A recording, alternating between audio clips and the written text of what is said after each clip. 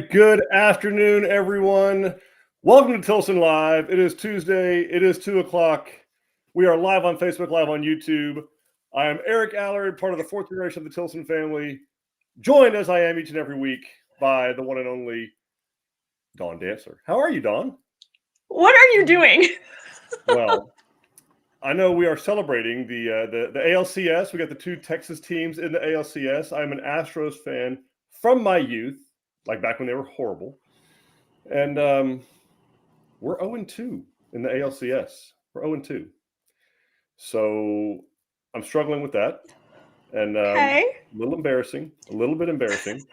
So just just hiding the tears behind here of our team. We got the first two games that were at home. We had a really good chance to start off strong. We have not done so. We're 0-2, headed to Arlington. So, I mean, glass half full. I guess we've done better in Arlington this year than we have in Houston, but still, it's a little unnerving. So the shame and the embarrassment that goes along with starting off 0-2 is anyway. I'm struggling with that. How are you doing? How are things? I'm all right. Good. I guess I know from now on that when you say, "Oh, you're gonna love what I do when we go live," I should actually be scared. Okay. All right. So yeah, here we are. It's Tilson Tuesday, guys. Jump in. Tell us where you're watching from. Tell us where you're building, what part of the process you're in. Yes, we are celebrating all that is the kind of a once in a lifetime. Maybe not. Maybe this is a new rivalry thing, but where the Texas Rangers and the Houston Astros are going toe to toe for its shot at the World Series. But anyway, we have lots to talk about today. We want to talk about, obviously, all things built on your land. That's what we're here for. That's what we're here for you guys for. We do have a pretty unique presentation today, but we want to hear from you guys. So, again, drop into the chat where you're watching from, where you're building, what part of the process that you're in. Hey, are you rooting for the Astros? Are you rooting for the Rangers? You know, who are you behind? Are you upset that both of them are in there? Maybe you're a Yankees or Red Sox fan or Dodgers fan. My heart bleeds for you. I can't say that with a straight face. I don't care. Maybe you have no idea what he's talking about. That's right. So yeah, Dawn is playing the game with me. She agreed to wear the Rangers gear because we know that there are some Rangers fans out there. We're totally aware of that. Yeah, see. Yeah, they're called bandwagon fans, is what they are. So we're very proud of them. We're happy for them. But yeah, I mean, jump in. Tell us where you're watching from, where you're building, part of the process you're in. Are you all Astros? Are you all Rangers? Are you indifferent? You don't care? Bring on football. We're Eric. It's football season. No one cares about baseball anymore. But it is America's past. If I could unplug it, I would unplug. I have a lamp, an old Astros lamp. I don't know if it'll reach without going out. That my dad got me in the 80s. This is a broken. Nice. Hold on. This is a broken bat of Mike Scott. Ironically, he's a pitcher, so the fact that he could break a bat during batting practice is something. Yeah. Anyway, so folks, jump in here. Tell us where you're watching from, where you're building, what part of the process you're in, how bad you hate the Yankees. Oh, I see David Bibiano just joined us. That's great to hear from him. And we'll Don is on the right side. David Bibiano is an Astros hater. I would too, as bad as we beat the Yankees year in and year out. So anyway, we are going to talk about all things building on your land. Guys, if you got questions about building on your land in Texas, if you got questions about financing, construction, site preparation, clearing, water wells, septic systems, culverts, customization, that's what we're here to answer. But Dawn, what are we talking about specifically today besides the Astros' big comeback that we're going to mount in Arlington? What are we talking about?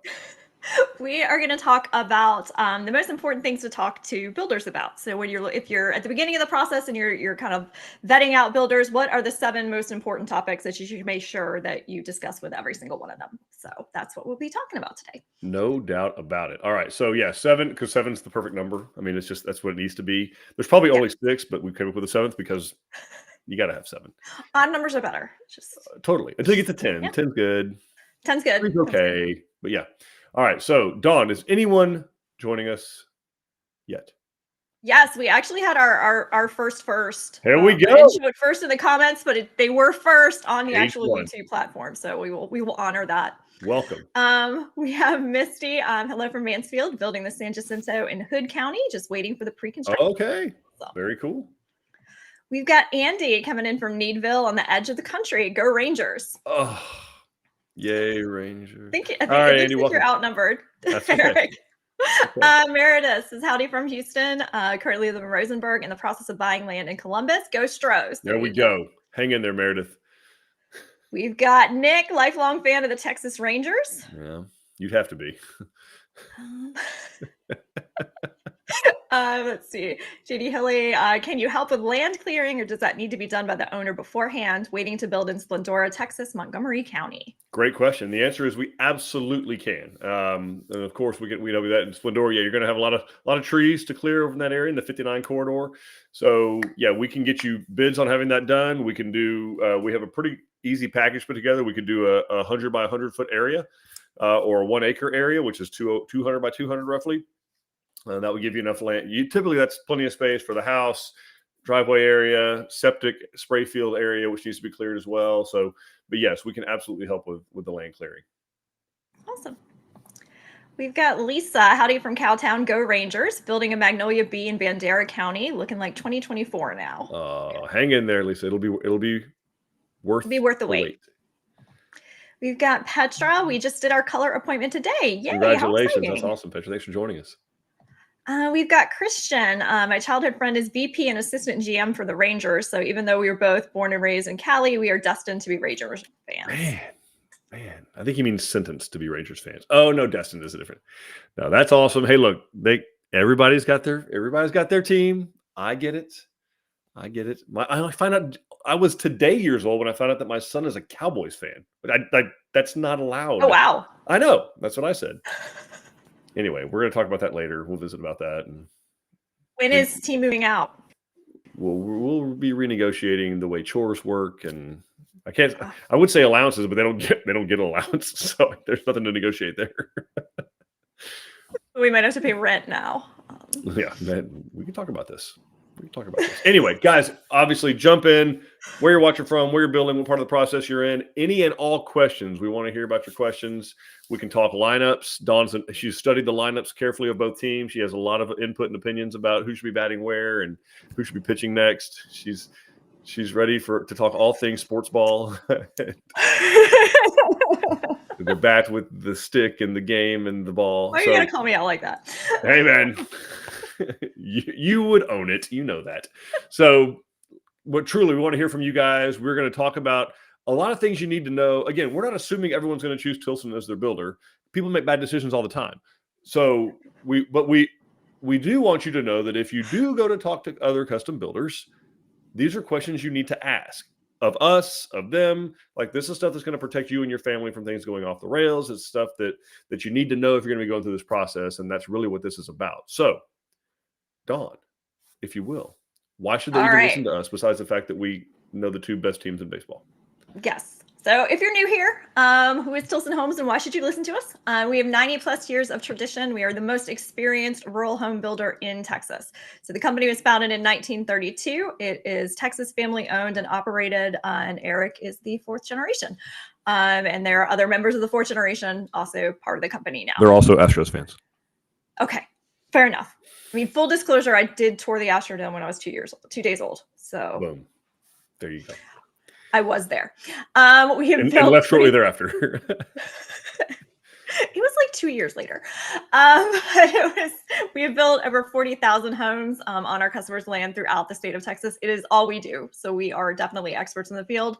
And on average, 10 families per week move into their new Tilson home. So it is something we know very much about. And that's why you can rest assured listening to us. So the 7 topics that we think you need to consider when you're choosing someone to build on your land: trust and integrity, reputation and experience, pricing and financing, because there's a lot of different ways to do this thing, home designs and flexibility, the quality of their construction and materials, and also whether they can explain to you why they are using the products they use, because there are multiple good ways to do this, but it's really important that they know why and they have a reason for what they've picked other than, oh, it's the cheapest today. Third-party inspections, very, very important, particularly in Texas, and we'll go into a little bit more why on that. And then their warranty and their customer support. So these are the things that we feel very strongly that you should talk about with every builder, including us, that you are talking to. 100%. All right. So the first one, trust and integrity. So you are building a home on your own land. So when you pick your builder and things start get started, like you are together forever.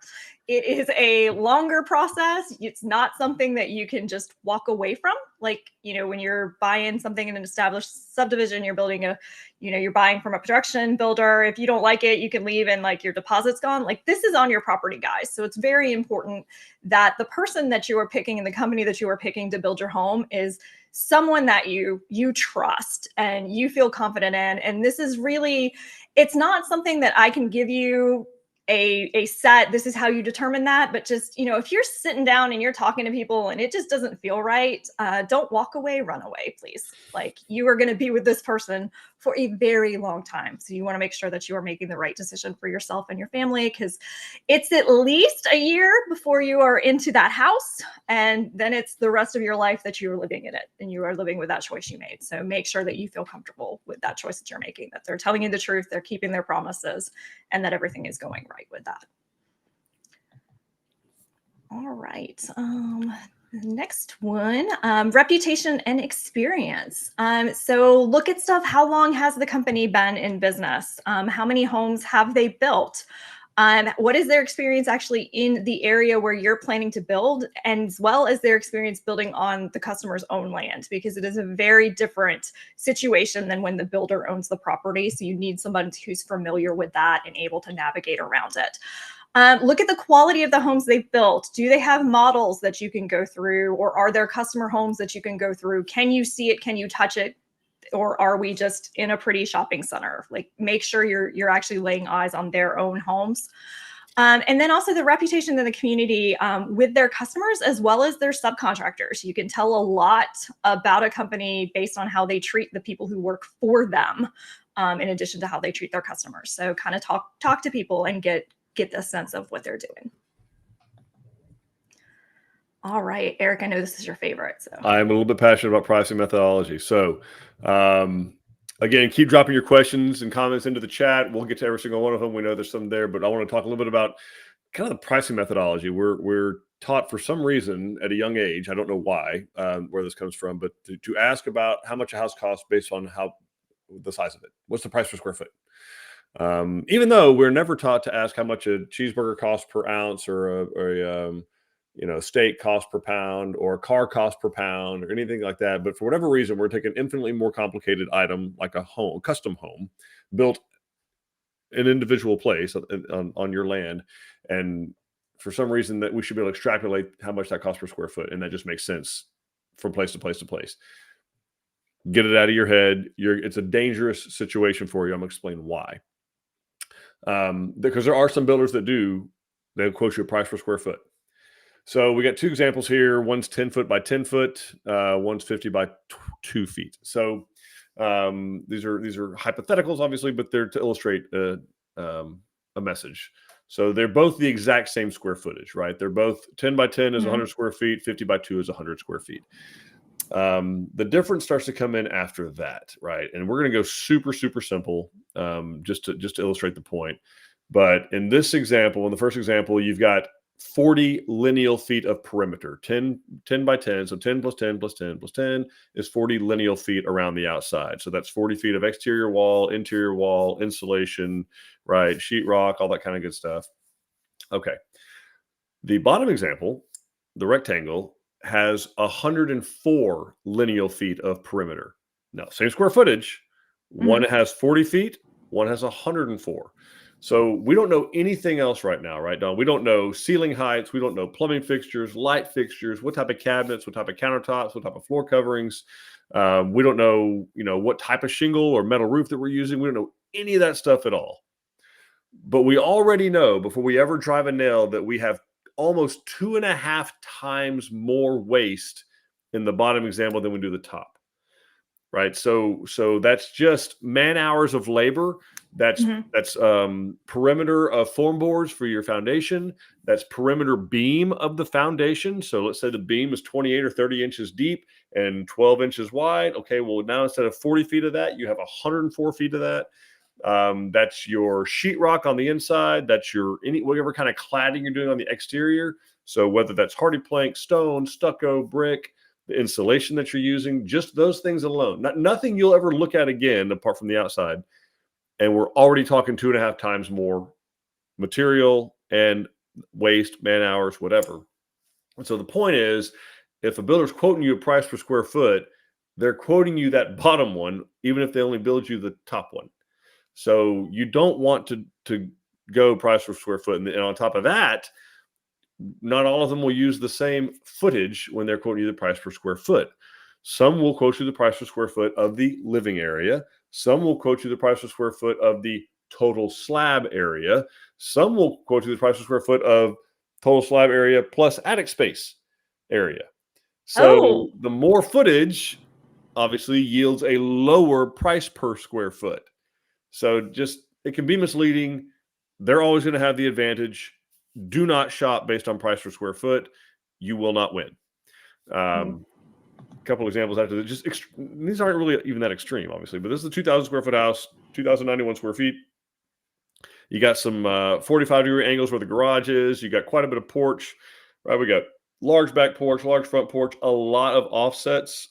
Okay, a lot of corners, a lot of offsets, a lot of perimeter. Don't even know really what the ceiling heights are, but you got a lot kind of going on here as far as perimeter goes. You got steep roof pitches. You got some craftsman or tapered walls going on.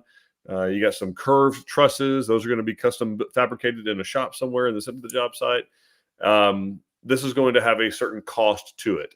In the next example, it is 2,078 square feet. So again, only 13 square feet different. Courtesy of our good friends at Clayton Homes. Yeah, it's simple, right? It's a rectangle, right? Ain't a whole lot going on here.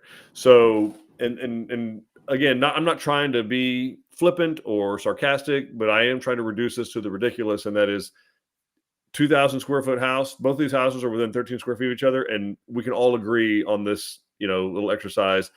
These are going to yield two very different prices, as they should. So do not get hung up on price per square foot. Instead, do the upfront contract price, line item, know exactly what you're getting, what level of granite, what level of floors. There's 3 different ways you can do pricing. Typically, when building a home, one is cost plus. Nothing wrong with this method. It is how most really, really high-end custom homes are built. Or also, if you have a really, really good relationship with your builder and know them well, by the way, that could be a good way to not have a good relationship with them after the fact. But cost plus is simply you agree to a margined up number. So you agree to a percentage you're going to pay the builder over and above whatever his or her costs are. So if y'all agree to cost plus 18%, that's what you agree to. So whatever the items cost as they come in, they fully disclose to you what every bit of the costs are, hopefully, in full transparency, and you've agreed to pay 18% on top of whatever that number is. However long it takes, whatever materials they are, that doesn't matter. If it's some rare marble that they're sourcing and shipping from Italy, you're going to pay 18% over whatever that costs to get in. If you don't know, if you've never built a house before, this is not the way to do it. Do not do cost plus. You will get you will get in over your skis real quick. Cost overruns is another one. A lot of builders used cost overruns in their contract. It's in the main tab contract that some builders use. Most of our competitors have these in there, and that's basically you are agreeing up front that if the frame or the lumber or concrete or whatever goes up by more than 5%, up to in some cases 20%, you have already agreed in writing, even though it's in a little bitty fine print, that they can come back and collect that from you. Right. This really burned a lot of customers in 2021, 2022 when lumber was going berserk, because every builder that had this in their contract exercised it and said, Mr. Miss Jones, very sorry, your lumber package has gone up $14,000 on your home. We will not start construction until you pay us the difference. And for those of you who don't know, when Eric said TAB, that's the Texas Association of Builders. So they have standard contracts that they recommend for all builders in Texas. So odds are this may be in your contract. So ask about it. Yeah, we take that TAB contract as a starting point, and then we kind of spit and polish, if you will, fix it up to suit build owner a lot better for us. And then the last way, which is the way that we do it, the Tilson way, is true fixed price. So you and I agree to a price up front for all the various items. You're telling me these, level 4 cabinets, level 3 vinyl plank floors, level 2 granite, boom, boom, boom, all the way down. Which plumbing fixtures, which light fixtures, which farmhouse sink, what appliances. It's all spelled out. We know, everybody agrees, and that's the price. The only way it can change is if you and I both agree that you're changing something and we're going to change it. So that way, before we ever drive a nail, exactly what your price is going to be. Absolutely. Let's pause for a second because we've had some more people join us. Let's do that. All right. We've got Andy, closed and moved in. Yay. Customized Travis A. Continually pleased with the home. Oh, thank you, Andy. Thanks for sharing. That's awesome. Yeah. We've got Will coming in from Klondike. Hey, Will. Fantastic. Howdy, Will. We've got Betty, howdy from Schulenburg, building a LaPorte C in Lavaca County, and always Astros. Right there. Yes. We've got Meredith. We're choosing you to build. Oh, thank you. Decided that a long time ago. My questions stem more about preparing the land. Is that something y'all do around the home site, or is it more economical for us to do that ourselves? Note, we are capable of doing the work. Okay. So the answer is it's not going to be in the base price. If you're looking at the pricing on our website, that pricing does not include land clearing or land preparation. That said, obviously we're capable of doing that. You say you're capable of doing it, that's fine. If it brings you joy, then do that, right? Like, and there's a lot of people that do. They have access to the equipment and all that. There are a couple of things that I'd want to be sure that happens. So if it's going to be, for instance, in the footprint of the home, the trees not only have to be cleared out, but the root balls have to be gone too. So don't let somebody tell you, oh, we'll just cut all these trees down and you'll be fine. You need to get the roots. Trees need to be pushed over and out of the way. And by the way, they're way easier to push over if they're still intact to the root ball. Root balls are very hard to extract once the tree is gone, because a lot of that weight as you're pushing it with a dozer or a skid steer brings the root ball up and over, and you push it out of the way. So that is important, that all that vegetation, anything that could rot over time and create a cavity underneath your foundation, that needs to be gone. So all organic material gone. You don't necessarily have to build a dirt pad, although you can certainly fill in. If you have a 5 foot by 5 foot hole in the ground, you'd probably want to backfill that with some select fill of some sort. But yeah, I mean, if that's something that you guys can do to save some money and not have to have us bid it and do it, totally fine. But obviously you could also wait till we bid it for you, and then you decide, you know what, y'all go ahead and do it. It's not worth me taking time off work and renting a piece of equipment and doing that. Or you could say, no, I have access to a dozer, I have access to a skid steer, and I have some level of expertise where I'm not going to hurt myself or others operating that equipment, and go on about your business. I love doing it. All right. I'm the onceler. I like taking out trees. I'm all about it. Is that the one? Is the onceler or the Lorax? Which one does the bad? That's the onceler. The Lorax is the one that's mad about it. You're doggone right. I'm the onceler for sure. But only ugly trees, nasty, mean trees. Only ugly trees. Ones with spikes on them. I don't. These trees. Oh, I'm the onceler when it comes to these trees. There's a honey locust. They need to go. Oh, that does not look safe. We got Jennifer. She is waiting on her drywall crew. Very cool. All right, Jennifer. Will says that he is not much of a baseball fan, but I got to pull for the Rangers. You don't have to, Will. You don't have to. It's geography. You don't have to do that. He does say he hopes the Texas team wins the championship either way. So I think that's a fair bet. Yeah, I hope Houston wins. I can say that. Integrity. That's fair. All right. So the other side of it, we talked about pricing. So the next thing is financing, because again, there are a lot of ways to do this. I'm going to talk about the most common ways. And this slide says that we don't do this. We actually have started doing this for some customers, because there are cases where this is more beneficial if you're financing the land in when you sign your contract with us, or if you qualify for VA 0 down. There are some situations where it might be beneficial. So I'm going to talk about traditional construction loans, though, is what I'm talking about here. So construction loan programs, these are used when the builder needs the customer to secure the money for building the home. And this is typically how everyone is going to talk to you about building your home on your land. So these are short-term, high-interest loans. It can be anywhere. They're usually 1% to 2% higher than the current mortgage rate. So my slide's a little bit outdated. They're higher than this now, but 1% to 2% higher than the current mortgage rate. They are going to require hard equity in that. Generally, they're going to want at least 20% equity in the project itself, because this is more of a high-risk loan for the bank. They're going to be 12 to 18 months in duration. And what's going to happen is you are borrowing the money as the customer, and then the lender is going to pay out the money to the builder as work on the home progresses. And it's paid out in installments, usually before they start a phase. So once they have all your plans ready, they'll take some money to do the foundation. Then when the foundation's done, they'll take money to do the framing and so on and so forth. And then you as the customer are the one who is responsible for however that's going to be paid back, not the builder. And what happens is, as that money is being pulled out, interest is going to start to accrue on the amount that was paid to the builder, and that's going to increase over time. Some construction loans are going to require interest-only payments during construction. Others are going to require no payments during construction, but what they're going to do is all of that interest that is accruing is going to be rolled into your final mortgage amount. So that's how that works. We typically finance all of our homes through our Easy Buy program. So that means there's no construction loan needed or required with us. We're going to pay for the construction of your home using our own financial resources. So there's no need for you to go and borrow money for us to use to build your home. So what that means for you is there's no construction loan or any of those associated costs and fees. You're having no monthly payments during construction. If you're a qualified buyer, we're only looking for 10%. We've got that lower equity requirement. So you'd have no down payment as long as you have that. Most of our customers have that in their land already. And just, you're going to have more money in your pocket because you're not going to have that interest accruing that you have to be making payments on.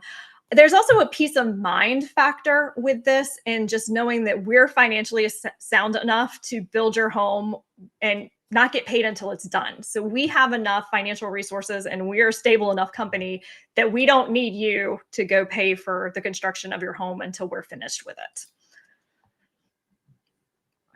All right. Eric, you want to talk about home designs? Yeah. So obviously, when you start out on this search of building a home on your land, you're going to go to the Google and you're going to type in home plans, and you are going to get a sip of water from a fire hydrant. So don't do that. Don't do that. You're going to be fed whatever the algorithm wants you to be fed. It could be plans that are specialized for Wyoming or for Massachusetts or for Anchorage or for, Uzbekistan, who knows? But I don't know where you do your internet surfing. Here's the deal. You want to look at the builder's site for those plans because a couple of reasons. One, that is where they have the highest level of expertise. That's kind of their comfort zone, right? This is where we do our best work. This is what we're used to doing. This is what our independent contractors, our trades that work for us, our trade partners, vendors, this is what they're used to doing.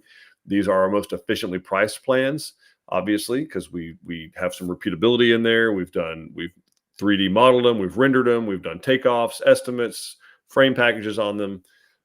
That's a good idea to start there. Even if you have a plan that you really, really fall in love with, bring it to us. We'll probably start with one of ours and kind of modify it to get to that. But that's the best place to start with any builder is their own plan library, because it kind of does tell you their comfort zone. Like if we say this not infrequently, if someone brings us a floor plan that's very Frank Lloyd Wright looking, a lot of concrete and steel and glass and all that, like we're going to tell them that's not our thing. Like, I can't help you. If this is what you want to achieve in the end, I'm not the builder to do that. I don't have the expertise. I don't have the trade partners. That's not what we do. We have a type, as they say, as the kids say these days. Anyway, so there's other things to think about, your design costs, budget limits, things like that. So, some builders actually charge for the plans to be drawn. We don't actually charge for that up front. Our deposit, while there's a non-refundable deposit, it's really just a skin in the game kind of thing, like to get the engine started. We don't charge you for the plans. We don't charge you for making changes to our plans when we're doing the initial agreement. We do that free of charge, just to get it the way you want to do it. And then obviously all of our plans are 100% customizable. We don't charge a design fee to do that. We do have some structural options that are kind of standardized that most people do and that work really well, but we don't require that you use those, and we don't limit you just to those. So, yeah, that's kind of where we are on a flexibility standpoint. And then also the construction process and materials themselves, right? So you want to ask the builder, your builders you're interviewing, what should I expect during the construction process? What type of materials do you use? How should I expect those to show up? Who counts them? Who manages that? Who's responsible if they get stolen? That kind of stuff. But what type of foundations are you interested in? What type of materials do you use? Energy efficiency of the home, that's important to folks here, because energy, it's not going to get cheaper. And then third-party inspections. We'll talk about that here in just a second. Let's go into each one of these. So on every single home that we build, Tilson does a geotechnical investigation. So that could mean a soil test. So, we build in 110 counties across the state of Texas. Soil is very, very different. It could even be different from yours to your neighbor's place across the street or next door even. So we want to test for, the expansiveness of the soil, both in drought and in excessive moisture. We want to see, what type of load it can take. So how wide our beams should be, how deep they should be. We use third-party engineer for all of that. And then obviously they design a foundation based on the results of that geotech. And we do the investigation from inside the footprint of the home. There are a number of builders who will just go to the road, maybe street address of where you are, take a scoop of dirt out of the ditch. That'll be the soil test. Ours is going to be done inside the footprint of the home where your home was actually going to sit. And then based on the results of that, we're going to design a foundation that is specific. Like I say, a third-party engineer that we hire is included in the price, is going to design a foundation specifically for the type of soil of your land. So based on the results of that plasticity index and, potential vertical rise and all those crazy terms that the geotech has, they're going to design a foundation specifically to suit those. The most reliable foundation that's actually in tune with the soil on which it sits. So it should be, it's placed on which it's placed, or on which it sits. All right. So then framing, everything we do is stick built. We don't have any, there's no pre-paneled wall systems, no trusses, any of that kind of stuff. Everything we do is stick built. So we use we use number 2 lumber. Code allows number 3 up to 24 inch on center. We use number 2 lumber with 16 inch on center studs, so your walls, and the 19.2 inch on centers for your joist and rafters, so your ceiling and roof framing. All that dimensional lumber is number 2 grade. We like that spacing a little more just because, while 24 is allowed, because timber these days is such fast growth timber, we're a lot more comfortable with the 16 inch and 19.2 inch. A little closer together. It's a better finish for your HardiePlank. It's a better finish for your sheetrock on the inside. And it does that, using the 19.2 rather than 16 on your joists and rafters does let us get a little more insulation where it counts, which is in your attic. Okay. On every single home that we build, we do a 7/16 OSB or oriented strand board wrap for structural stability. It's only required on coastal counties for windstorm, but we do it everywhere. Our roots are in the Houston area. We were born and raised in Houston as a company. And so a lot of our design comes from, battling hurricanes. So we build all of our houses the same way like that. As far as the OSB wrap goes, there are some additional things we do have to do in actual coastal counties that we don't do everywhere, but this is one that we have adopted statewide. It does a much better look on your HardiePlank, especially. It gives a much cleaner finish behind the Hardie. Then, of course, Tyvek goes on top of that, which I think we talk about the energy efficiency potential a little bit on the next slide. So, yeah, then we use a DuPont Tyvek Housewrap, which is our moisture barrier, vapor barrier, keeps water out, allows vapor to escape. So moisture is going to build up just like a glass of iced tea or a bottle of water. If it's cold, pull out of the fridge. And you stick it outside when it's 100 degrees, immediately water will start to beat up on the outside of that glass. The house is no different. If it's 74 degrees inside your home and 102 degrees outside your home, you're going to have condensation. Can't stop physics. That's going to happen. So that water will beat up on this Tyvek. The Tyvek actually has ribs in it. Water will run down the side of that and then out those weep holes. that makes sure you're not having to combat moisture coming into the home and makes sure the home lasts a lot longer and not to work as hard. Okay.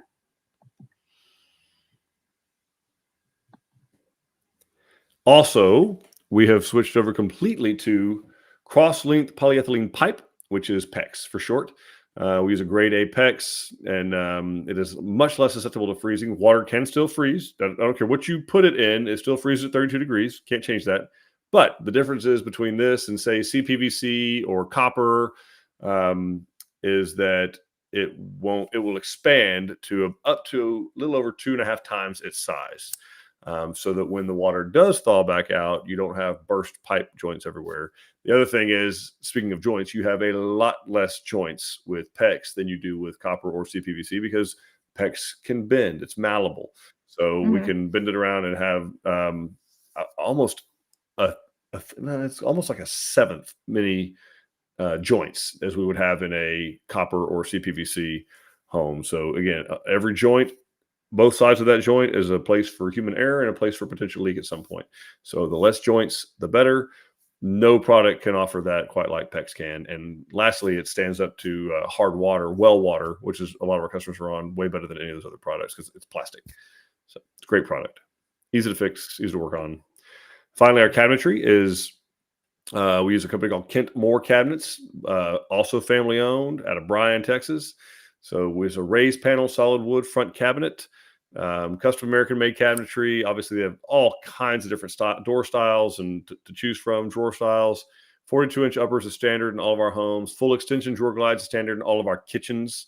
And as usual, I really, really love when we do painted cabinets that they're done in a factory, which is a controlled environment, like the same way they paint your car. They don't come out to the dealership and paint your car on the lot. You don't want somebody coming out to your job site and painting the cabinets on the job site. That's a great way for sheetrock dust and sawdust and all kinds of imperfections, animals to get all up in your cabinet finish. You don't want that. You want them painted in a booth and then installed at the job site. Yeah, absolutely. Then windows. So our windows are actually American made. They're actually Texas made in Dallas, Texas. But we use a double pane vinyl tilt sash window with a low E or low emissivity glass. That just means it allows light to pass through, but not the UV rays. So the idea being that if you put a purple couch in front of that window, in 12 years, the couch will still be purple, not some shade of light pink. All the ones who have a limited lifetime warranty. We use a vinyl because vinyl is a very poor conductor of heat and cold, which means it is a very good insulator. So an aluminum window, if you were to go set an aluminum window outside when it's either 30 degrees or 103 degrees, you go out there and touch it, that aluminum is going to feel like if it's 100 degrees, it's going to be hot. If it's 30, it's going to be really, really cold, which means it's letting that temperature variant cross into your home. Vinyl doesn't do that nearly to the degree that aluminum does. Perfect. And then our HVAC systems. Yeah. So we go to definitely ask about this in Texas. Great lengths to make sure that the system is in fact matched to your home. So the old days, it was, X many tons per X many square feet, 1 ton per 500 square feet of living area. Okay. That is out the window. There are no pun intended, there are way too many variables that need to go into that these days with as tight as homes are required to be built today. You want to be sure that your builder is doing some sort of computer software calculation to figure out either them or ideally a third party, like a expert HVAC contractor is doing this. So we use companies that use software called Manual J. And you enter in a number of data points there, like latitude and longitude of where the home's going to sit, what direction the home faces. You're going to put in there how many square feet of living area, what the ceiling heights are, how much square footage of glazing or glass is on the house in each room. Again, what direction it faces, and it will put all that stuff into there, and what type of insulation. Sorry, I didn't mention that. You put all that data into there, and it spits out to you, hey, this is what size condensing unit you need to use. This is what size air handler or furnace you need to use. This is the dehumidifier you need to use. Like it's a very, very fine-tuned method to make sure that the AC is optimized for your house exactly where it's being built. We do this on every single house that we build. You do not want to just throw a estimated, I think it ought to take about 4 tons of air. Like, those days are over. You can really, really mess your house up from a humidity standpoint if you do that these days. Yep. A little bit more on energy efficiency. We do open cell spray foam insulation on every single house that we build. So that's your exterior walls and the rafters. So that all becomes sealed. And of course, we provide a supply of air to the attic space to keep it there, to keep it climatized to a degree. And then dehumidifier is included on every single house, as well as a fresh air intake. Don, you want to pause here for, we got a question or two, or? Yeah, let's get a couple questions. Let's see. We have Will, who is saying, if y'all go with Tilson, you're definitely in good hands all around, and definitely makes it easier and less stressful overall. The warranty team is excellent also. Well, thank you, Will. We got Mike asking, unfortunately, our appraisal came in extremely low. The appraisal for just the home came in about $114,000 below what the cost is. How often are markets reviewed in comparison to appraisals? All right, so we don't review markets. So that's a great question, though, Mike. And I hate that happened, man. Really do. That the house, it's unfortunately kind of two mutually exclusive things. The house costs what it costs to build, right? So like a 2x4 cost, a 2x4 cost, a window cost, what a window cost, a man hour cost, what a man hour cost, or a woman hour cost, obviously more. But things cost what they cost. That's over here in this bucket.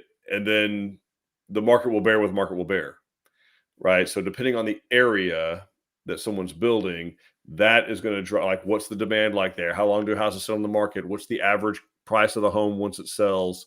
And they use the most recent, like, 6 months of closings. So not asking price, but what did the house actually close at? That's what's used to make up an actual appraisal. So we don't see many areas that are experiencing that, particularly these days in Texas, because prices are very, very high. But it could still happen where there's a pocket of an area where, you know, the houses that are in that area, maybe a rural area or something like that, that it just doesn't support it. But I haven't seen appraisal issues like that since like 2007, 2008 on 114,000 below. So it could be worth asking for a follow-up or for a second opinion, paying for another appraisal. I'm not saying you have to do that, but it might be worth paying for a separate appraisal, or asking, maybe you can, if there's a realtor in the area that can pull some other comps, potentially other comparable sales, maybe some that the appraiser didn't find. That's a possibility too. I've seen that. It's very rare that would happen, but it is possible that could happen. Okay. All right. And then we have somebody asking about soft close hinges on our cabinets. Yeah, those are an option. They sure are. You can opt to have soft close doors and drawers on all of our cabinets. Okay, awesome. All right. Well, you guys keep dropping your questions in the comments and we will answer them. But let's finish up construction, and then we've got a couple other things to talk about. So the last thing, on the exterior of your home, we do use the HardieZone siding system.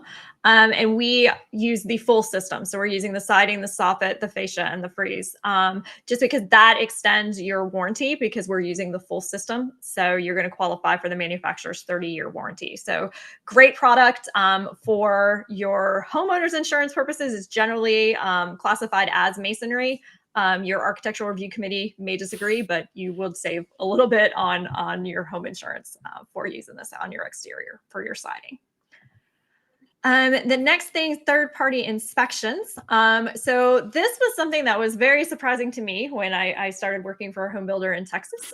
Texas doesn't actually so technically in the building code, a third-party inspection is required. However, unless you are building in most of the unincorporated areas do not have an actual third-party inspector on staff. So honestly, a law in a building code is only as good as the enforcement of it. Since the majority of our customers are building out in rural areas, this probably applies to you. There may not be a third-party inspector that is actually done by where your home is being built. And as such, not all builders are going to have an inspection done in those areas. So this is something that, we're very proud of. Want to make sure that everybody knows that we do actually require a third-party inspection and have a third party. review all of our homes throughout the construction process, before your foundation is poured, and after, to make sure it's done right. The framing, the electrical, HVAC, plumbing, and insulation. We do a third-party energy test on all of our homes, and we do have a final inspection. That is done. When you were talking to other builders, ask very specifically about third-party inspections. And if for some reason you go with a builder who doesn't have these, please get your own. Like, make sure that there is a second set of eyes looking at your home, because it's being built by humans in an uncontrolled area. There are going to be things that may not be done right the first time, and you want someone else looking at it. So warranty and customer care. So there are state of Texas requirements for warranties. So you're required to have a 1-year workmanship and materials warranty, a 2-year mechanical delivery system warranty, and a 10-year structural warranty. Again, on this, a law is only as good as the enforcement. So the question that you're going to want to ask is, who is fulfilling these warranties? You're also going to have manufacturing warranties on that. So every part of your home is going to be covered by the manufacturer's warranty.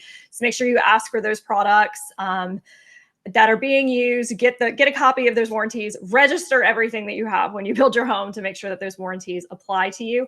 But also ask about who's servicing it, because is that 1-year warranty, 2-year warranty done by a third party, or is it done by the actual builder? Who's going to fulfill it? Ours are fulfilled by ourselves.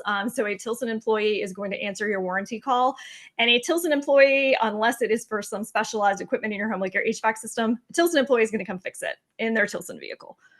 We will outsource HVAC and plumbing, but we will be coordinating that for you, so you don't need to be concerned about that. So it's a good question to ask your builder on what's going on with that. And that is all of that. So let's pick up the rest of the questions. See it. Mike is saying, thanks for the info. We've had 2 appraisals with 2 different lenders. Yeah, that's area. Unfortunately, Mike, that's probably confirmation of the area, that it's not going to support whatever the home is that we're after. It's not going to support it from a lending standpoint without a significant down payment. And in a situation like that, I would be very cautious, because it would, unless it's just a place that you and your family want to be, or you got the land for free, it's family land or something like that, maybe. But this is the reason we do the appraisal up front, right? Is so that we know, and you're entering into the situation, and potentially underwater, and we wouldn't want to build the whole house and find out later, when the house is completely finished, we're like, oh, by the way, you need $114,000 down now before you can close on this beautiful home that's sitting behind me. Like, that's not cool. What you're going through is not fun, and I understand that, but better to know now than when the house is finished, and you can make a great financial decision for you and your family beforehand. All right. We have somebody asking about rain gutters. Love the rain around the Houston area. Hate the I hear you. Yep. So with gutters, you still have puddles. They're just further away from the home, and that's good. That's a good thing. What we recommend, okay, the one good thing about not having gutters, particularly if you don't have your landscaping laid out yet and don't know what you want to do, at least you have even water distribution all the way around the house. The last thing I want is for you to run gutters and downspouts down and have 3 or 4 wet spots around the house that are soaking wet. The rest of it's not.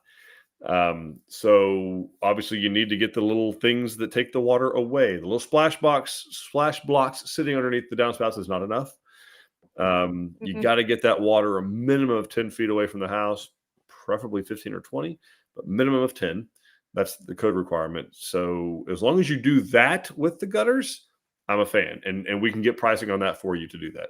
So the only reason it's not standard on every house is because most of our homeowners don't know what they want to do landscaping wise at that point in time. It's a rural area. But if you know exactly, like, hey, look, I'm building in the city, I know I'm going to have, 6 bushes and sod, then we can absolutely give you a price on doing gutters, downspouts, and drainage. All right. Awesome. Will is giving us a farm update. Farm critters are definitely happier since it cooled off. Some of the garden has come back as well. Got some meat chickens to go freezer camp, hopefully next month, and got some new egg layers moving to the other egg layers within the next couple of weeks, and finally able to get some stuff done. I'm with you, Will. Like, I'd want to get all kinds of stuff done on my place, and I'd go out there, and in about 2 hours, and I'm like, we're done. This is all we're doing today. It's 10 o'clock and it's 98 degrees. We're finished. So I will Yeah. be curious on your egg layers. We're about to acquire some egg layers here at the Allard place. So I'm curious what you've had the best luck with, Will, or anybody else. Drop it in there. We'd love to hear from you. Best egg laying chickens. I'm sure Kelsey has her preferred ones too. But I'm about low maintenance, high yield. Okay, like it's kind of like everything else in my life. High yield, low maintenance. It's kind of what I'm after. All right. Sounds good. High return. This is yeah. Yeah, Mike is saying thanks for the info and that the team in Waxahachie has been great. Unfortunate that it happened and preventing them from moving forward. It's tough. Oh, I Medium hear and you, a Mike. 52 Yeah, no, start. and Yeah, again, good to know now. understand. And no, it's not the right decision. Like it's definitely not the right thing to do. So Yeah.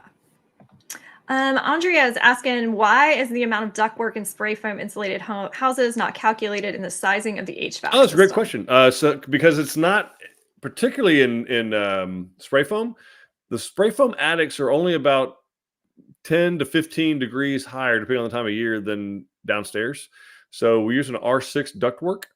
It doesn't really matter how far it goes because it's not. You really lose efficiency when that ductwork, if it's really kind of a low grade ductwork, running through a long run in a 120 or 130 degree attic, right? So you're cooling the air. Mhm. Let's say the air is at 54, 55 degrees at the source, at the air handler when it's cooled from the compressor. And then if it runs, 80 feet in a 130 degree attic, it's going to heat it up, right? So, well, that's not the case with a spray foam attic. It's, if it's 74 degrees downstairs, it may be 84 to 87 degrees in the attic. So you're not losing that efficiency, honestly. There's no reason to, there are some optimal places to locate the HVAC equipment. The closer to the center, the better. So you have shorter duct runs. But like in my house, for example, I push a spray foam attic. I pushed the HVAC equipment as far over to one end as I could on one part of the house because I wanted a little more storage space. So, and I'm not losing Okay. any efficiency in the ductwork in doing that. So, great question though. But it really is because the attic stays pretty cool. Short answer. Yeah. Makes sense. I'm not known for short answers. I can do them. All right. That is the last question I see. So Beautiful. Well, call. obviously, thank you all for watching. The journey doesn't end here. The Astros are headed to Arlington. Actually, I do. We have more announcements. We have announcements. Yes. All right. So yes, I have it. The where did it go? Here we go. The Waxahachie team. Putting a shout out for the Waxahachie team. They will be at the Ellis County Expo Center in Waxahachie, which I think is basically like almost across the street from the office, if I recall. So right there at like 287 and 35. So they are they'll be there from this Saturday and Sunday 10 to 6 for the Home and Garden Show. They got to have some swag there. So if you happen to be in the area, go by the Home and Garden Show at the Ellis County Expo Center, get some Tilson swag, learn more. They got some cups and some cooler bags, different things like that. And so anyway, we'd love to see you there. Come out and see us.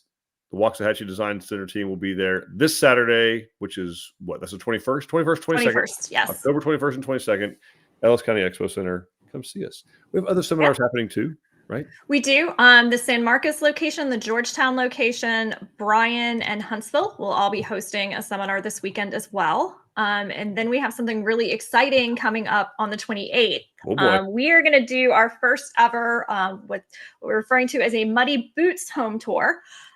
So this is your opportunity if you live anywhere near Bluffdale, Texas, to come out and see a Tilson home under construction. So this is an actual customer's home that they have agreed to let us bring people out at the installation stage. So the spray foam insulation is in it.